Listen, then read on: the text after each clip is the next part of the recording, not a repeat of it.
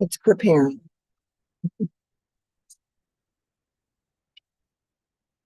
And we are live. Well, good morning and welcome to our EDC meeting for the 30th. Let's prepare. So thank you, Ashley. Thank you for joining us via Zoom. Thank you all for joining us today. We're just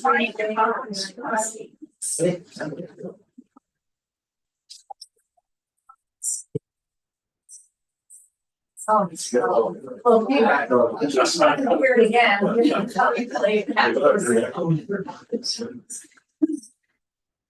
So we'll start with reports from committees and audit and finance. Yeah. Thank you. We had an audit and finance committee meeting on April 8th. We did have a quorum. We reviewed obviously the minutes from the meeting before and approved them. We also reviewed the March 2025 financials. Talked about service agreements with both Queensbury and Warren County had recently been executed and payments were forthcoming. We talked about the application of a $100,000 bill out of ORPA funds that it was associated with being an associates. The discussion ended with an approval, unanimous approval. We also talked about investment options because the focus in NBT were had exceeded the $250,000 threshold, and there was going to be a resolution for the action to move some of the money to another bank. We also discussed the proposed lease of the Queensway Business Park in terms of long-term considerations, potential benefits, etc. And the suggestion was made to research potential insurance issues with the EDC carrier. I'm sure we'll report on simple. Finally, we reviewed the real property acquisition policy. Judy had some good information relative to other experience she's had, and we suggested that we include that section for policy for leases and disposition be revised so that they are uniform. And that is my report. Any questions? Just wanted to clarify the one thing you said about the BN study. That's not BN communications, that's BN planning out of search of it. Together with the city, we've been working with them on updating development plans for technology and using our funds because there's potential for having some mixed use housing as part of all of that, at least proposed development. The first phase of that work is nearing completion. We'll do that with the city. Assuming that they want to move forward and get another phase of it.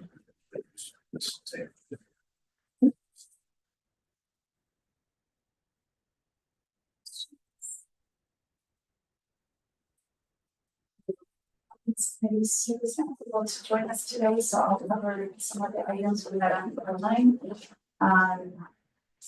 We discussed board terms and Munsel's board term was up this next month. I will remain next month. Sue did reach out to Kathy and see a resolution in our packet today to reappoint Kathy to the board. So thank you. We also talked about the fact that at this point Kathy serves as both vice chair and treasurer. We've had that type of split position before, and the governance committee thought that Kathy was doing such an outstanding job and voted that why we would walk around that vote. And so thank you, Kathy, for agreeing to serve in that capacity. We had quite a discussion, as we have been, about EDC board seats. And I had offered to reach out to 3 different folks. I contacted 2 and almost on the 3rd. So hopefully we'll have some new members to bring forward for the committee to consider. Paul had suggested, it was a good suggestion. Trish followed up immediately, as she always does. We just have sort of a matrix of our committee or our board members, and then by industry, and looking just to make sure that we're, inviting new board members that might be filling gaps, whether it be industry or demographics. So we now have that as a working document too. And thank you, Paul. We also talked about the real property acquisition policy, which I'm sure is the rationale. Some of the changes. We had suggested potentially pairing that with the disposition policy. I'm not sure, will we go forward or after you all? I don't know where we are with that, but just to try to tighten things up, but certainly further discussion of these. That's what we discussed.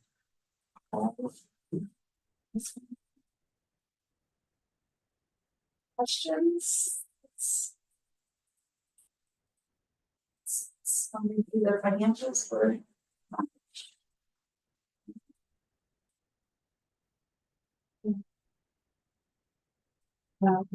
It's over $1 million in the fund balance. The cash equivalents, they're no longer T-bills. Everything is in a money market fund right now, and the current yield is 4.28%. So that's just under 270,000. I did on the balance sheet change the account. It just is clearer for me to separate it from cash. So you can see an account now for investments on the balance sheet.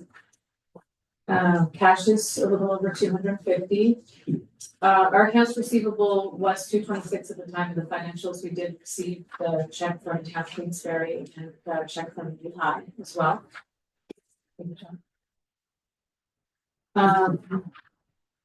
Being communications, the accounts payable, I put that as a placeholder, but I guess we, so that when I plan to receive their invoices a little bit late, so I don't have to hold something there, but we don't seem to be getting an invoice. Jim says there was very little work, so that might be an overestimate. Being associates, as Jim mentioned earlier, that's Protect Meadows. It's a different entity, and they're paid out of the upper grant. The total for the audit is 12,500. I think there's going to be actually a little bit additional for the 990. And the credits you can see are health insurance benefits that changed. The prepaids, health insurance, rent, utilities are all post audits. That's prepaids now. Sorry. So the income year to date, that's pretty good. We're about 20,000 below what we budgeted for membership. Because we changed our membership policy as per the recommendation of our auditors, it's an exchange for a service. So after the first quarter, we have to prorate our amount. So I budget everything for the first 3 months. So that's why we're such a large amount budgeted for the month of March. I think we will continue to collect some memberships moving forward. Expenses, they're a little bit under budget. A lot of it is due to reduced personnel expenses. And that makes up at least half of the income shortfall.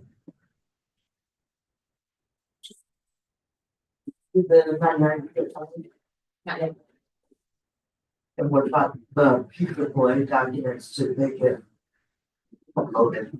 Yes. Okay. The 990 we're just Okay.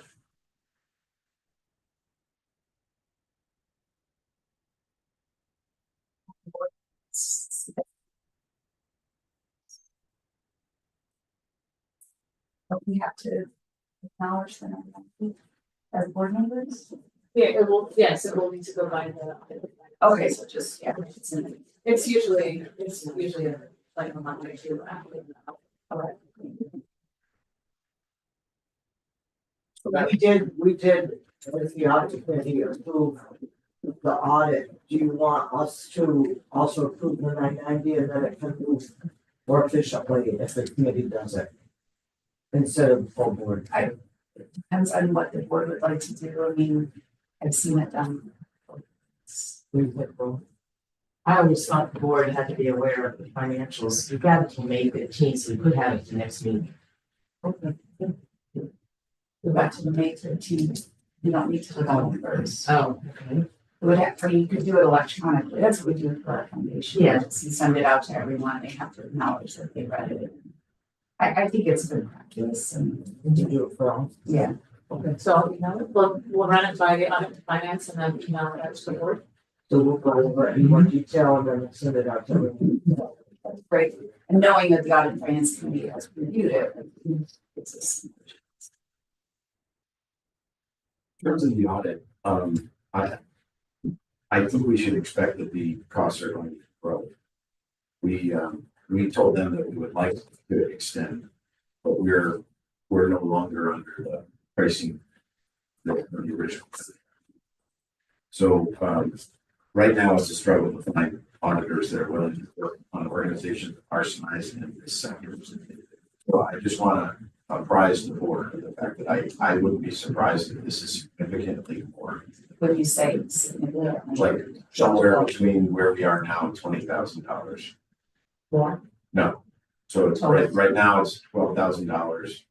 What happens is every year that we're with them, they develop new revenue streams and products associated with that. And just as soon, figure out how we can put that under a fixed term. We'll talk about that with them. But they've been fairly forthright about the fact that while I think they would like to continue our business, it has to continue to it has to compete with their limited resources and time. So I would just wedge in your mind, any figure that we're able to do that's below $20,000 would probably be there. Jim, if you wanna check with Jeff or Patrick over the city, what we did find something else Okay. for the city's public building, we have the same rules to follow.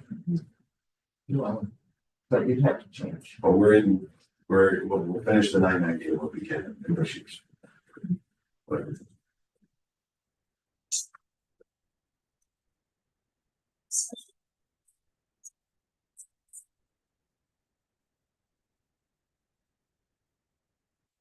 Bill on.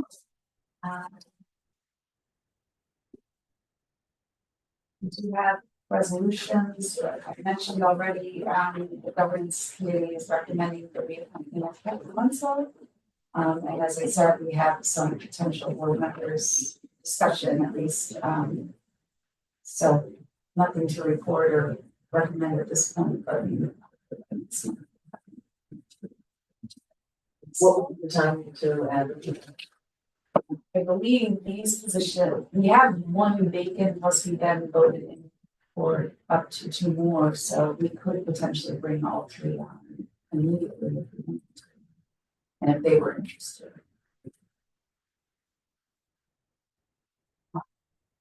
And it might be good, Trish, to send out that matrix to the whole board, just so people have a chance to look. And if you have, someone comes to your mind that we haven't even thought of. But again, we're trying to mix industries, geographic even as the EDC has been continuing to work more regionally. We want to cover job in multiple pieces. So with that, we could go right into our approvals of our resolutions, and then we'll have our investments report. So unless there's any other questions or comments, I'll give a motion to approve all of the resolutions in front of us. So, all right, further discussion. I would like to stay for. Do you want to go out? Just go to my car. We can talk about you. Sure. Thank you. We'll note that. All in favor, say aye. Aye. Aye. Abstained.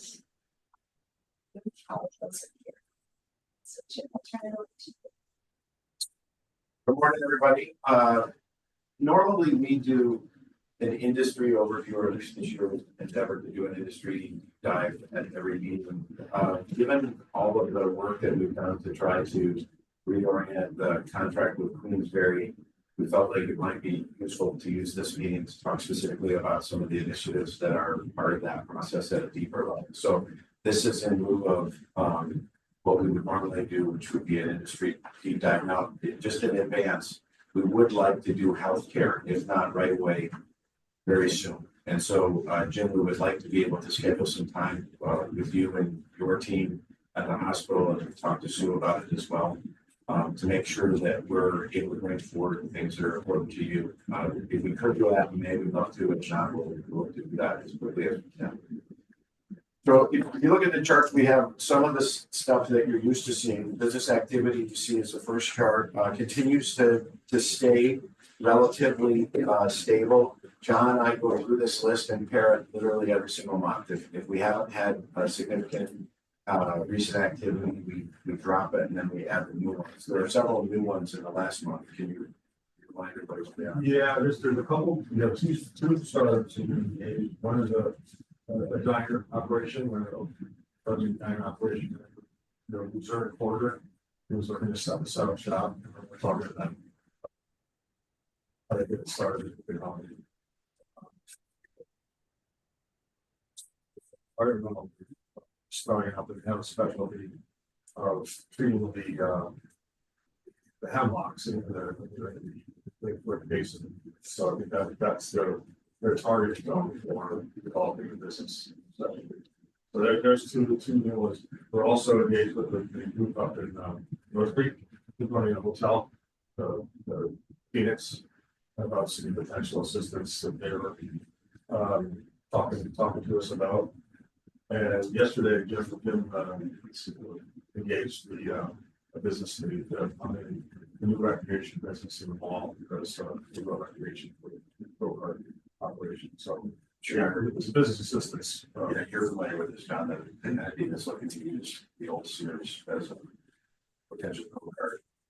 They've asked for some of our assistance in terms of developing some of their strategies for addressing the marketplace.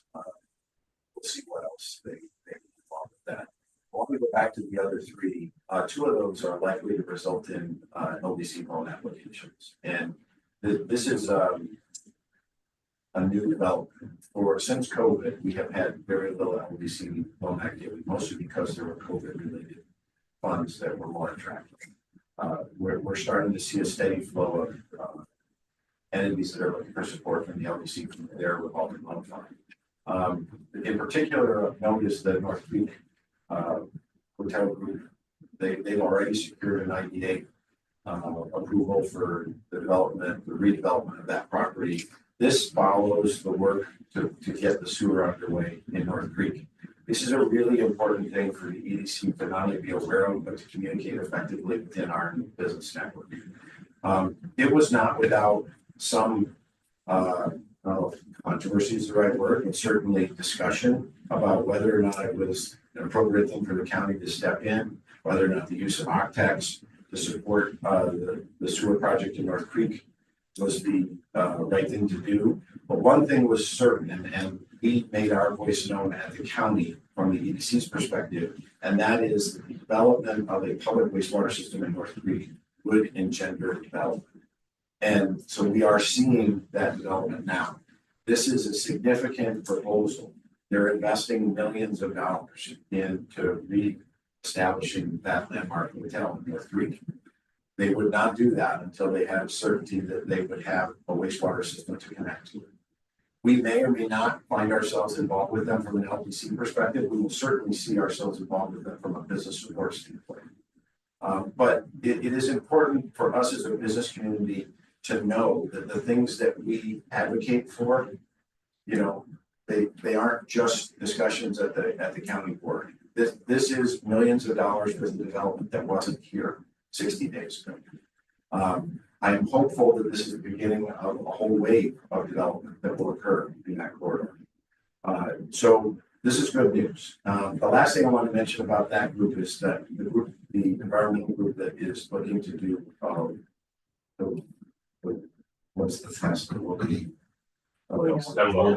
attack the hemlocks. These are two young people who went through this process with DEC. They've seen how the current protocol is or is not working.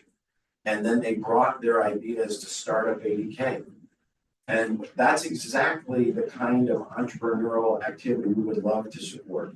When people have a combination of skills and an idea, they use the venues that we've been supporting for a number of years. And then on the other side, we look to try to help them establish themselves as a going concern. I'm encouraged by this. They took their development, their business plan from startup ADK, and their next stop was to come to here and have us help them develop it in a way that they could approach commercial financing or LDC financing. I think this also speaks highly of the evolution of the program, Dr. W. and startup ADK. This is the way it should work. It hasn't always worked this way. So encouraging. The sectors really we put it in here just to remind you, of where our effort is, but this does not change significantly from month to month. If I were to tell you what to grab out of these pie charts, it's that 2/3 of our activity is in support of existing business space. We still have 1/3 of our activity that is net new, and that has stayed relatively stable. And the mix between where these things are, more than 2/3 of it in St. Lawrence and Queensbury, that has been traditionally true, but we continue to see ongoing flow in the rest of the outer community. Is that based on numbers or is it on revenue or what's it? We don't have revenue base typically. It's just the number of. Yeah, it's just a pure number. Every Every once in a while, I want to give you a sense of where we are in terms of our outreach. We continue to, to be not as present as I would like, simply because we struggle with now that we don't have a communications person. But if you look at a year's worth of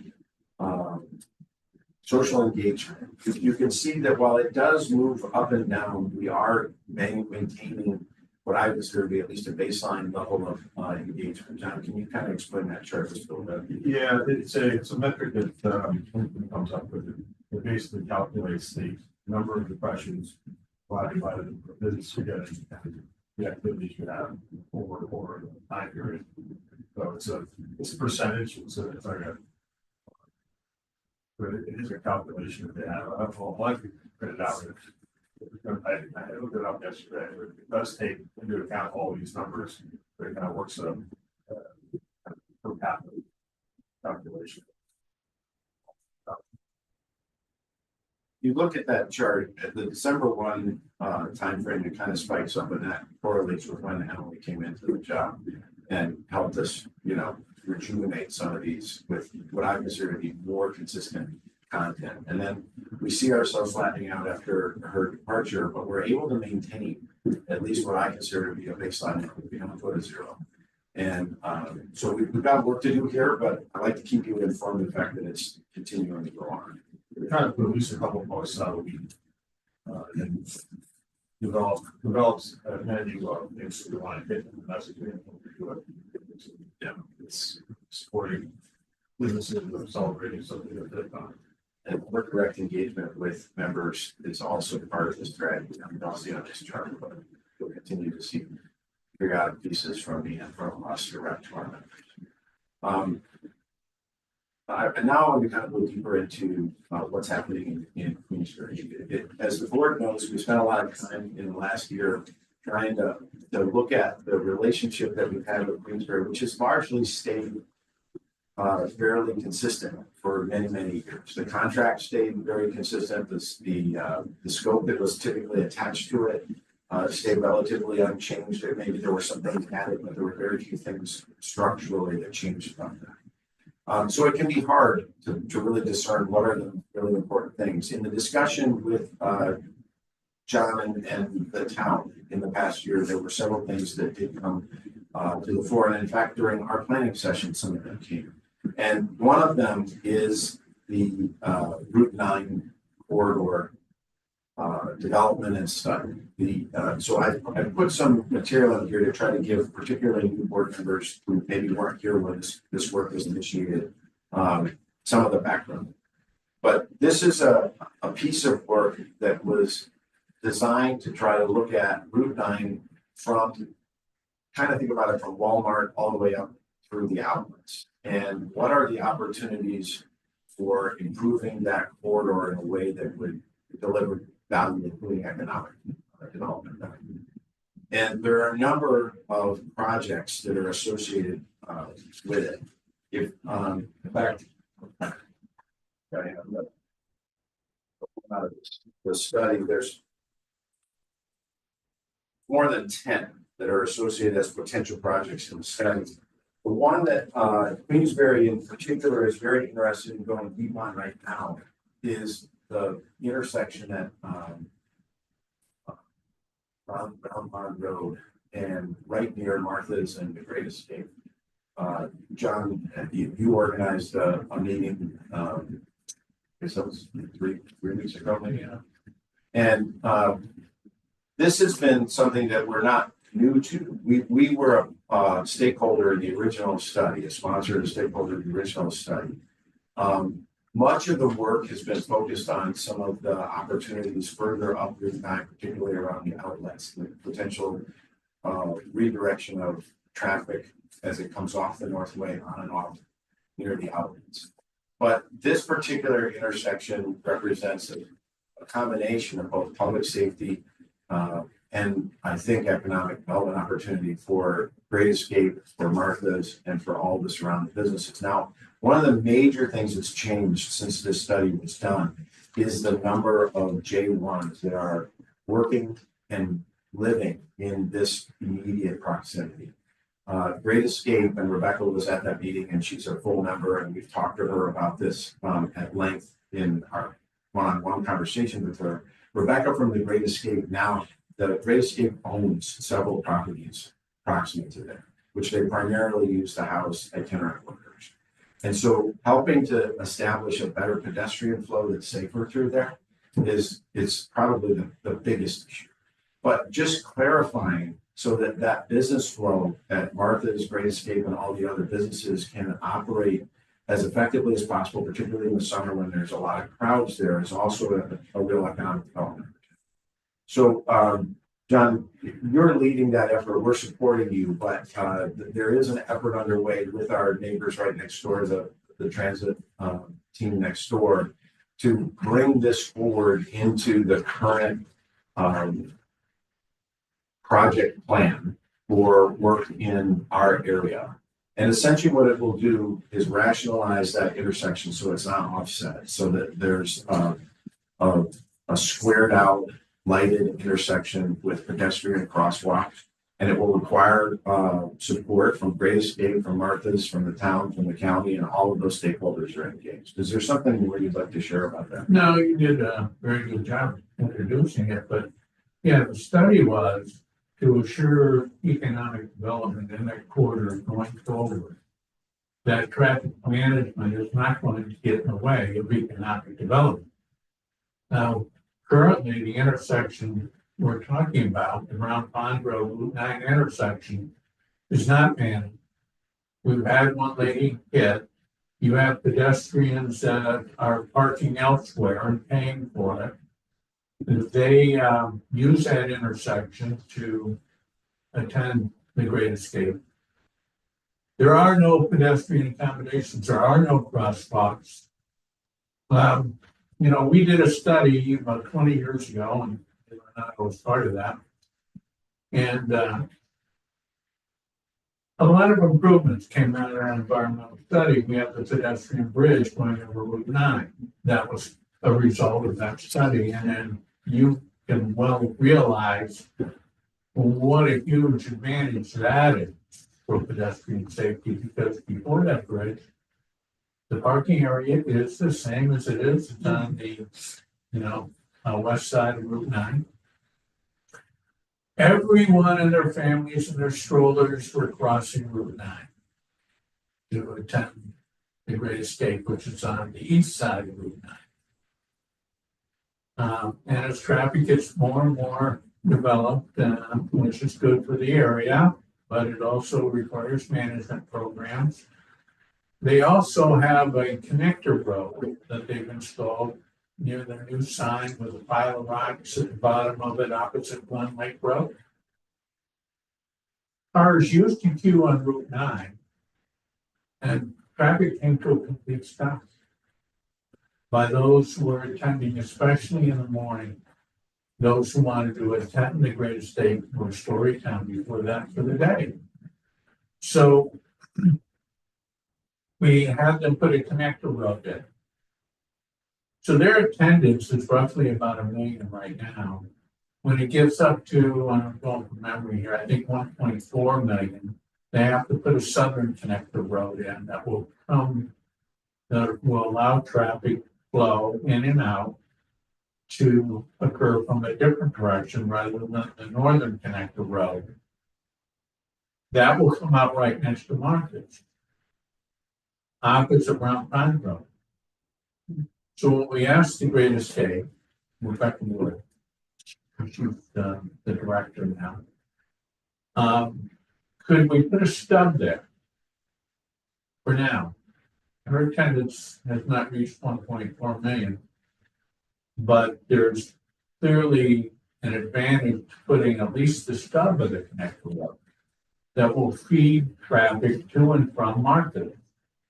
Right now, you have the center lane on Route 9, and those people wishing to use Round Pond Road, and those people wishing to use the southern curb cut of Martha's are conflicting. And Dennis LaFontaine, the owner of Martha's, tells every day there's horrific close calls. We would eliminate that southern curb cut. So those people approaching Martha's Ice Cream, wanting to use Martha's Ice Cream, will use now it will be a traffic managed intersection, and they will come out of that stub, is what I'm calling it. Dennis LaFontaine and Rebecca Wood are both supportive. Jim sent a letter of support, thanks to that.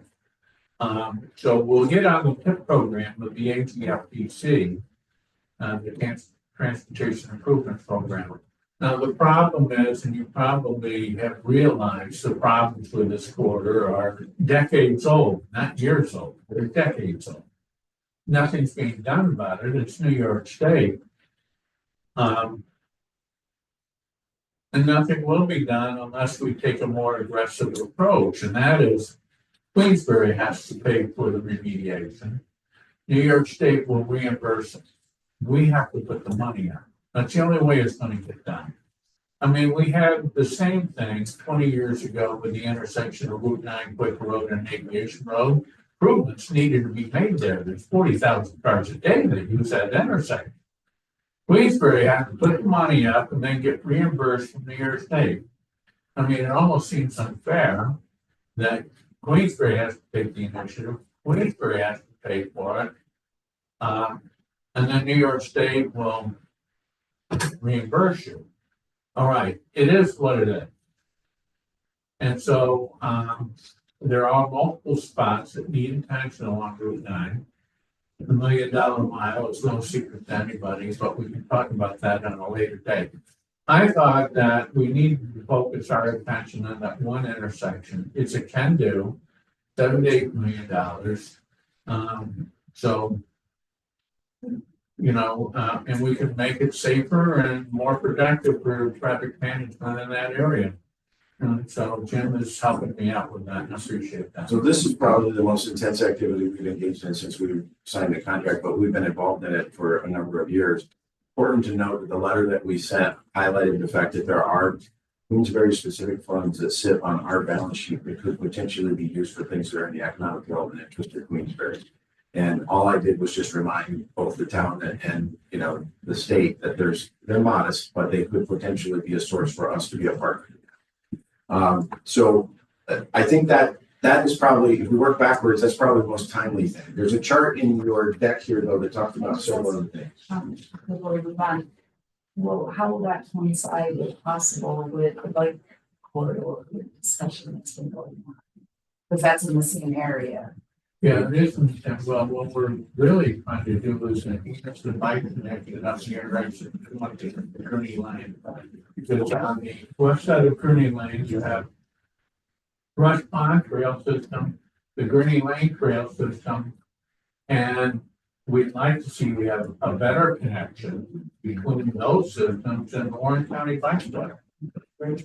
And you know, that little parking area where they have the EV stations in front of the Warren County Municipal Center could be a parking area for those who are just getting off the Northway, looking for biking opportunities or walking opportunities in the area.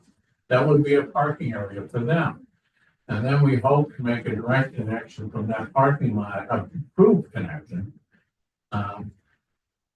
you know, safer connection to the Warren County Bikeway from there. So we're working on that. You can think of it as a subsequent phase. We had this intersection corrected, and then there was discussion about whether or not we could bring in some enhancements and connections to the nearby bike and pedestrian walkways. I think what we decided to do is to try to pursue the direct funding to get the intersection itself rationalized, and then to take on this additional work in either other phases or separate projects. Yeah, well, and there's a problem in that immediate area, and I think you're all well aware of it. And I'm talking about where the bridge goes, and you have the southbound off ramp, southbound on ramp. And the southbound, when, during the summer, the line of traffic is continuing. The southbound off ramp, they can't budge because they're being blocked by the traffic flow on the southbound on ramp. They will back up right onto the northway. You will see a potentially horrible situation. If you have an errant car hit the back line or a tractor trailer or something, it's just not a good thing to do. So you've got that situation over in that immediate area, and they're going to improve the bridge. So when they improve the bridge, right now they have no pedestrian or bicycle accommodations. Where you have two great resources on either side of the Northway, they need to be better connected. So that whole thing is going to have to be reworked. A traffic circle and a new bridge seem to be the most likely solution. The traffic circle would give everybody fair access for on and off ramping. The new bridge would have a lane dedicated to or perhaps not a new lane, they reminded me, but they will have provisions to better accommodate pedestrians and bicycles. So that will be next, one thing at a time. Yeah. So I think probably especially for new board members, it's important to understand, this project is not new. This comes out of the study that we secured the funding for to support the activities of Warren County, the town of Queensbury, and other stakeholders in evaluating the entire corridor. So we have been a partner in this all along, and now we will continue to play whatever role is appropriate for us to play going forward. But it is a major focus right now in the town. So I wanted to bring that to you. I also wanted to share with you some other things you may not know. So there's a chart in here that talks about current strategic initiatives. We just talked about the pathway study. John and his team have been redoing their comprehensive plan or updating their comprehensive plan with a partner in the sections around economic development and housing. We were also recently asked to join the steering committee around the airport. This was something that John raised at the strategic planning session, and something that the EDC has been involved in for as long as I can remember. And I do want to make it clear that the EDC is an advocate, has always been an advocate for whatever is a plan for the airport that will lead to economic development and prosperity for the region, including expansion. And we are full throated in that. That doesn't mean that it's going to be, re-brought up at the county. That's not our role. But as a voice of business, we will always be in support of infrastructure that will allow for the growth of business. We have been in the past. We will be going forward. That is the role we will play both on the steering committee at the airport and in any discussion that we have with the county and other public stakeholders. Angio has been a discussion for the last year, or maybe more here.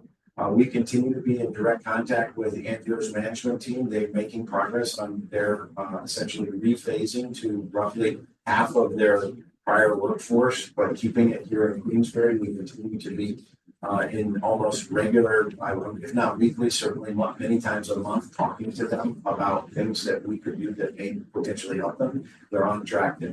The Queensbury Park, which is the industrial park, which we own lots in together with the county across from the airport, has seen its first development in almost 20 years.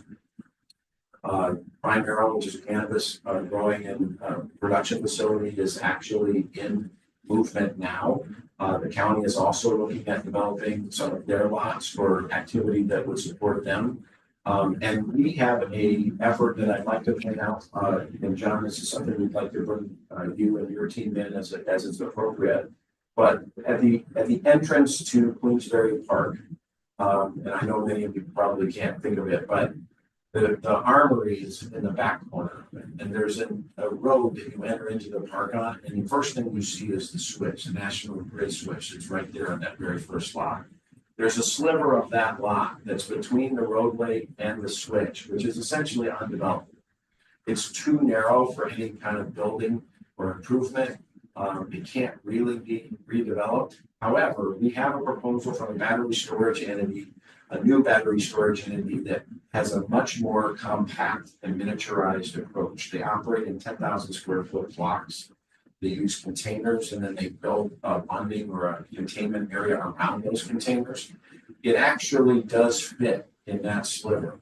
John and I have been doing due diligence with this organization now for a couple of months, and we're at the point where we would like to actively review some of their facilities that they've already built in the New England area, some in New York and one in Western Massachusetts, and talk to them about the pros and cons of their particular approach, particularly around safety and the materials that are associated there. Important to understand, lithium and battery storage is got a mixed history, but this is an entity that developed their approach after the results of the initial wave. So essentially what they've done is taken the deployment. We've had battery supply entities come wanting the entire park to put the entire thing in battery storage and to lease the land from us to do that. That never made any sense to us as an economic development activity, and it also represented significant, I think, risk to take that many acres and put it into this. These guys have an approach where they essentially drop these containers in next to very dense settings in places like Westchester. So I think there is a reason for us to explore this. If we were going to do battery storage, this is an approach that seems more likely.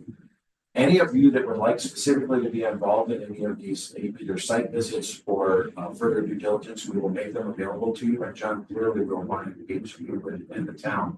Eventually, they would come before you in a planning process. So it's up to you to decide how much you would like to play in advance of that, but I certainly would welcome that. We haven't made any decisions. We're simply trying to figure out, do we have a proposal that we'd like to bring forward? It is attractive financially to take a piece of land which is probably never going to be developed and turned into income.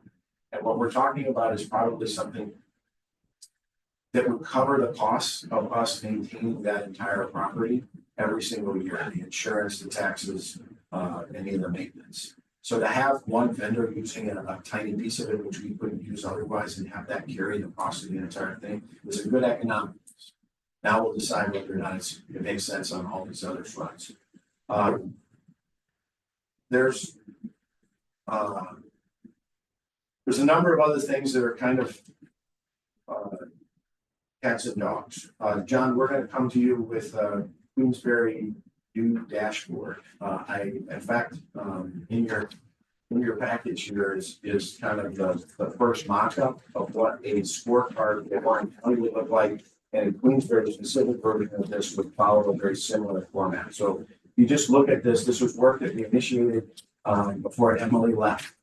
And then upon the signing of the contract with Queensberry, I went back out to for proposal to find people to update our website with Queensberry specific information and to help us develop Queensberry specific measures and scorecards. And so this work is now continuing. So you can at least see kind of the format that we're imagining, and this will come back to everybody for feedback before we finalize it. But there will be a Queensberry specific version of this. And that will not necessarily carry the exact same measures, but will probably have a very similar look and feel. Dr. Duffy, we participated in the kind of forward-looking opportunity at looking at your Future Works project. And all I wanted to highlight is the fact that, first of all, it's in Queensberry, because your campus is in Queensberry, but it represents a significant opportunity for Queensberry-specific businesses, primarily some of our large-scale manufacturers. Essentially, what they're looking to do is to repurpose part of their campus, which is currently utilized as kind of a theater lecture hall, and expand it into a much more open area that could be used for a whole variety of current industrial and manufacturing oriented technologies. And you can see kind of some of the conceptual pictures that we threw in here in a chart. Again, we are full-throated supporters of this. And we not only would do anything we could to support SUNY in this, but we see this as another asset in our region and particularly in the town of Queensbury. And it will be something that we would continue to utilize in our discussions as board members of Innovate 518 and CDG and other areas as to how we can carve out the most effective piece of this advanced manufacturing future that we possibly can. I don't know if there's more you'd like to share about that. As Jim said, it is, it's one of the projects that we had identified in our facilities master plan for over 10 years. And we feel like the time is right now to capture some of the funding that is supposed to come out of the federal government. Hopefully that still continues to reach us in Science Act, particularly around chip manufacturing, but it gives us an opportunity to potentially take advantage of that. Right now, our classrooms that we use to teach students around manufacturing are really just general classrooms that we jerry-rigged into looking a little bit like a manufacturing floor, but not at all. And so just like we've done with culinary, like we've done with nursing, trying to upgrade our facilities to more adequately mirror what a student would experience once they're out in the street. So we had an initial breakfast for a variety of manufacturers in the area and some of the leaders in the area. Great response, and will be handed over to my successor to work on capital campaign. So,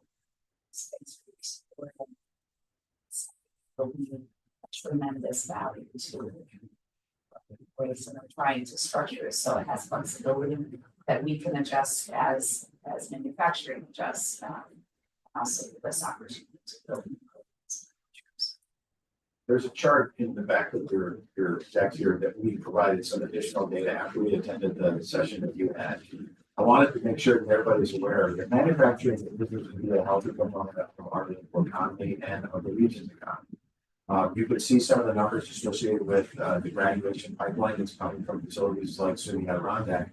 But really important to understand that the capital region is not receding from manufacturing. The capital region is advancing in manufacturing. Certainly, the events of the last few months with federal government have, caused uncertainty there, just like they have other places. Some of the strategies, whether it's chips or whether it's wind or some of the other initiatives, are currently undergoing a lot of review.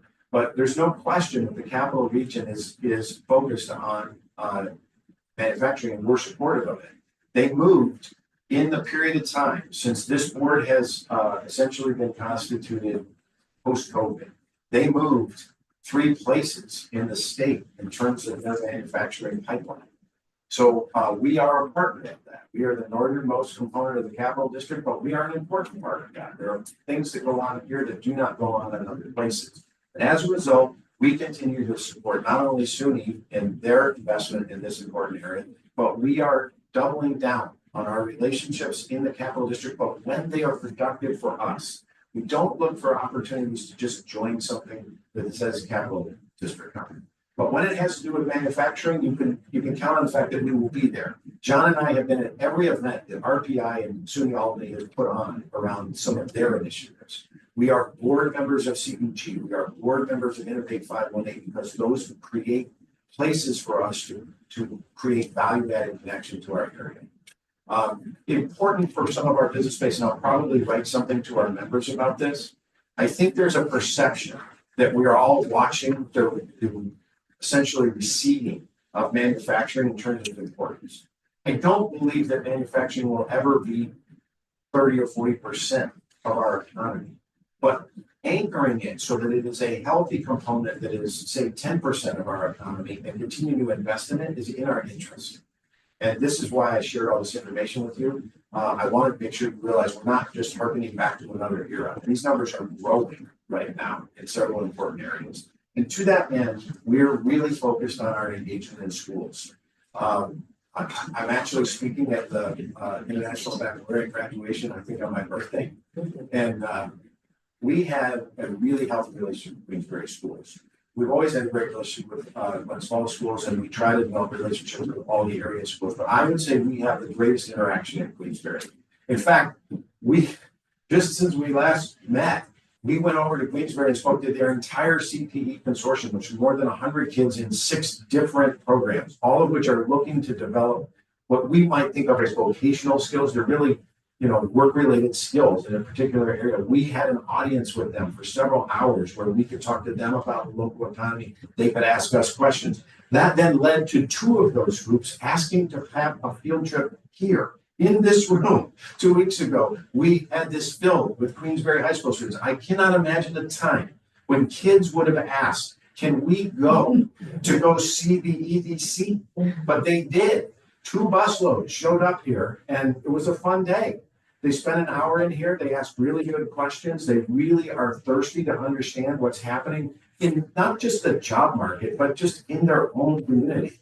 I was really impressed by it, but mostly I'm impressed by the commitment of the faculty and the staff at Queensbury to open these pathways for us.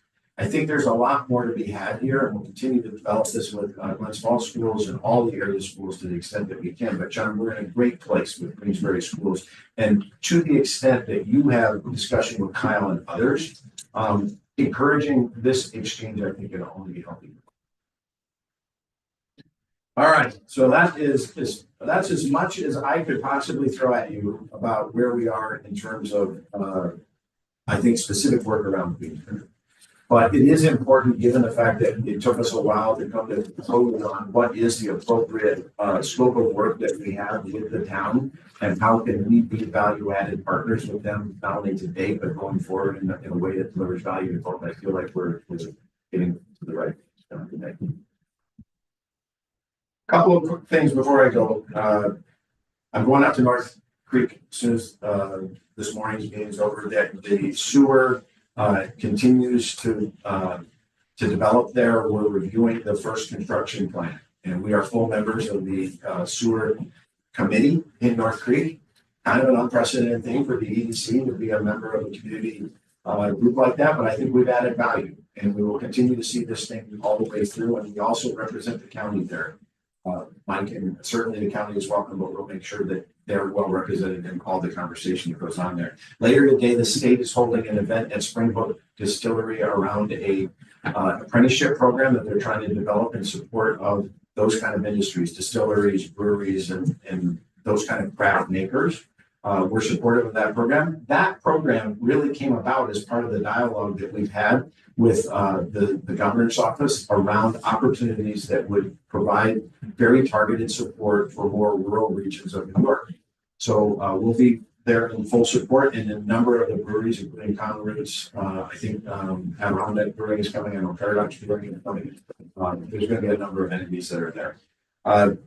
Startup 80K is having their graduation event a week from today. The reason I tell you this is because these are no longer just opportunities for us to hand people certificates, although I look at the list and there are 18 business plans that are being developed right now in their current cohort, after 17 in the fall, 35 in 1 year, which is 2 to 3 times the volume that we were having. So this activity is healthy. Bob Bullock, who leads that program, is working with us to try to expand the visibility of it, to try to provide more awareness in the community about the fact that this sector is growing, it's healthy, and we need to figure out ways to support it. To that end, this event is putting together a panel of speakers. We've asked for local businesses to come back and talk about their efforts, not only to develop their business, but to scale up their business. So for instance, Metal Farms, who we've worked very hard at the LEC to try to sustain their business through their next wave of growth. They will be one of the panelists talking about the challenges of not only starting up a business, but then getting it to the next place. We expect between 100 and 200 people to come. This is not just to recognize the people who are there, but although that's a good reason to be there. And we will do, I think, hopefully a better job of recognizing those graduates that come. We spend a lot of time on that part of the program. But I think it's also an opportunity for us to get together all the stakeholders, people who are interested in starting a business, people who have, like banking institutions that have a potential opportunity to understand this sector and figure out better ways to support it. I think anybody who is even remotely curious should think about coming. It's from 6 to 8 next Wednesday evening at City Adirondack. We'll send out the information to the full board.